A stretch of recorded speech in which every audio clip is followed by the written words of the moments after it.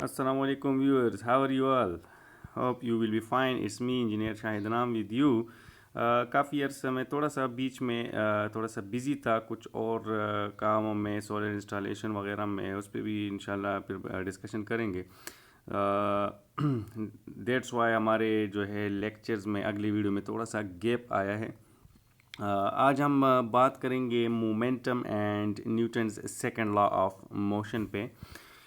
Momentum को समझेंगे, Newton second law already हमने डिस्कस किया है, और फिर आज इन दोनों को रिलेट करेंगे, इन दोनों के रिलेशन पे बात करेंगे।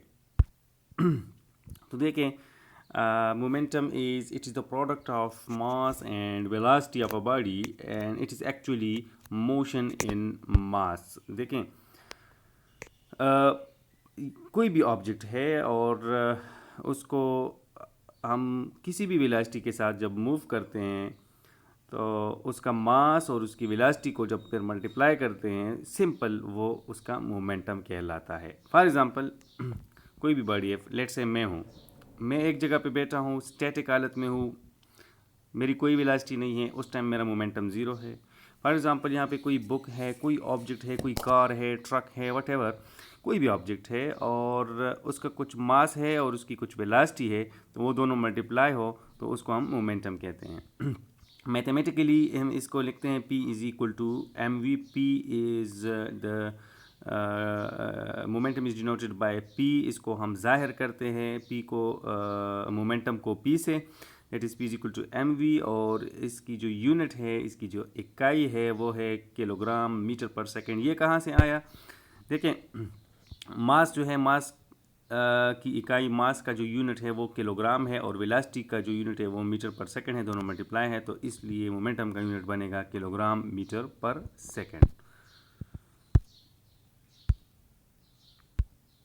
P is equal to M V and its unit is kilogram metre per second. ये कोई भी ऑब्जेक्ट है, ठीक है, इसका हमने देख लिया। अब देखें, मोमेंटम और Newton second law of motion का आपस में क्या रिलेशन है, इसको डिस्कस करेंगे। लेट अस से वी हैव एन ऑब्जेक्ट। ये एक ऑब्जेक्ट है और इनिशियली ये ऑब्जेक्ट जो है एक पोजीशन पे है, उस पोजीशन को हमने ए का नाम दिया है, और इनिशियली इसकी कोई भी इनिशियल वेलोसिटी हो सकती है। इसकी इनिशियल वेलोसिटी ज़ीरो भी हो सकती है और इसकी कोई इनिशियल वेलोसिटी कोई भी वैल्यू भी हो सकती है, ठीक है। कोई यूनिफॉर्म वेलोसिटी इसकी इनिशियल हो सकती है या फिर ज़ीरो वेलोसिटी भी हो सकती है। और इस पे जब हम कोई भी फोर्स अप्लाई करते हैं इस ऑब्जेक्ट पे, तो इस as a result of this force ये ऑब्जेक्ट मूव करेगा in the direction of the force, और लेट्स से ये फोर्स के बाद ये ऑब्जेक्ट इधर रुकता है पोजीशन बी पे, तो पोजीशन बी पे इसकी फाइनल वेलोसिटी होगी यहाँ पे, ठीक है, after time T.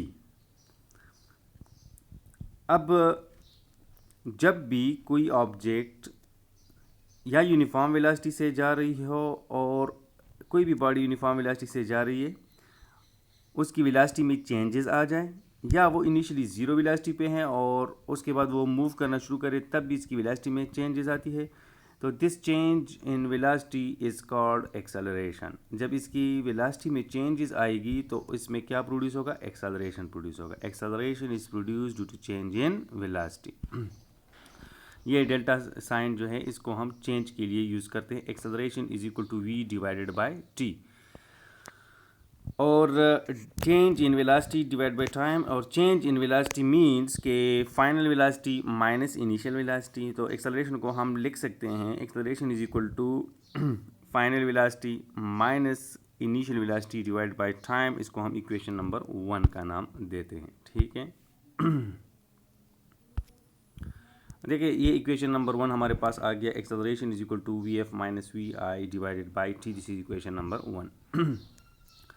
And according to Newton's second law of motion we know that F is equal to M A. ये हमने न्यूटन लॉज वाले टॉपिक में डिस्कस किया था, F is equal to M A. तो यहाँ से भी अगर हम एक्सेलरेशन की वैल्यू निकालें तो एक्सेलरेशन की वैल्यू इस F is equal to M A, इस इक्वेशन से हमारे पास क्या आएगी? A is equal to F divided by M. A is equal to F divided by M. इस इक्वेशन से हम ए की वैल्यू निकालेंगे तो हमारे पास ये ए की वैल्यू आ जाएगी। This is equation number 2।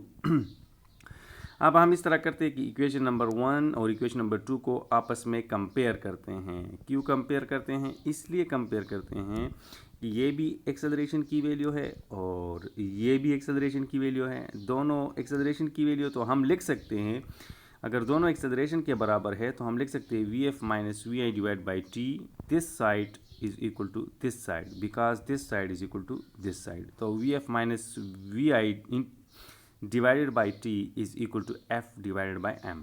अगर ये भी एक्सेलरेशन है और ये भी एक्सेलरेशन तो फिर जाहिर है ये और ये आपस में बराबर होंगे। हम इसको इस तरह कंपेयर कर सकते हैं। अब जब हम इसकी क्रॉस मल्टीप्लिकेशन करेंगे तो by cross multiplication we will get F into T. ये एफ इधर नॉमिनेटर में है और ये टी इधर डिनोमिनेटर में है, तो ये दोनों मल्टीप्लाई हो जाएंगे, एफ इंटू टी बन जाएगा। और यहाँ पे ये वाला नॉमिनेटर इस डिनोमिनेटर यानी एम के साथ V F minus V I M के साथ मल्टीप्लाई हो जाएगा। और एस एम को हम अंदर जब मल्टीप्लाई करते हैं तो हमारे पास आएगा M V F minus M V I. ठीक है, अब यहाँ से अगर हम फोर्स को अकेले छोड़े तो force is equal to M V F minus M V I divide by T. A T इधर मल्टीप्लाई हो रहा है, ये इधर डिवाइड हो जाएगा।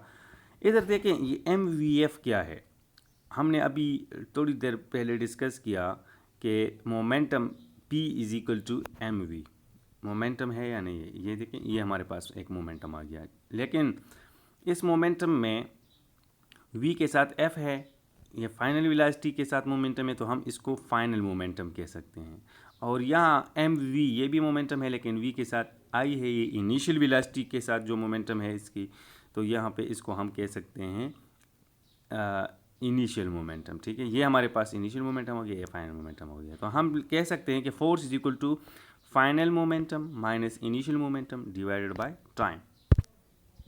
सो हम इसको ऐसे लिख सकते हैं, F is equal to final momentum की जगह मैंने लिख लिया P F, P is for momentum and F is for final momentum, और इनिशियल मोमेंटम के लिए P I divided by T. In simple हम इसको ऐसे लिख सकते हैं। इस बात का क्या मतलब हो गया, ये देखिए ये हमारे पास न्यूटन सेकंड लॉ का एक और फॉर्म आ गया। हम इसको जिस तरह हम F is equal to M A से फोर्स को मालूम कर सकते हैं, तो इधर हम F is equal to P F minus P I divide by T से भी फोर्स मालूम कर सकते हैं। डिपेंड करता है कि मेरे पास गिवन क्या है। ठीक है, वहाँ पे अगर सिर्फ मास और एक्सेलरेशन को हम मल्टीप्लाई करें तब भी हम फोर्स मालूम कर सकते हैं, और यहाँ पे अगर हम मोमेंटम फाइनल मोमेंटम से इनिशियल मोमेंटम को माइनस करके टाइम पे डिवाइड करें तो तब भी हम फोर्स को मालूम कर सकते हैं। ये वो फोर्स है जिसने इसमें ये चेंज पैदा किया इस मोमेंटम में। Clear? Force is equal to change in momentum with respect to time. तो फोर्स को हम इधर ऐसे भी डिफाइन कर सकते हैं, इधर F is equal to P F minus P I by T means कि this is the change in momentum with respect to time. एक चीज़ जो यहाँ पे नोट करने की है वो ये है कि देखिए जो अभी हमारे पास फाइनल इक्वेशन आया है वो ये है, F is equal to final momentum minus initial momentum, जिसको हम लिख सकते हैं M V F minus M V I by T. तो देखिए फोर्स के लिए ये भी इक्वेशन है, F is equal to final momentum minus initial momentum by T. और इसी से दोबारा हम न्यूटन सेकंड लॉ को फिर से वापस उस पर जा सकते हैं, न्यूटन सेकंड लॉ पे F is equal to M A पे। कैसे? देखिए इस ब्रैकेट के अंदर M V F minus M V I जो है, यहाँ से हम m को कॉमन ले सकते हैं। जब हम यहाँ से m कॉमन लेंगे तो अंदर क्या रह जाएगा, V F minus V I divided by T.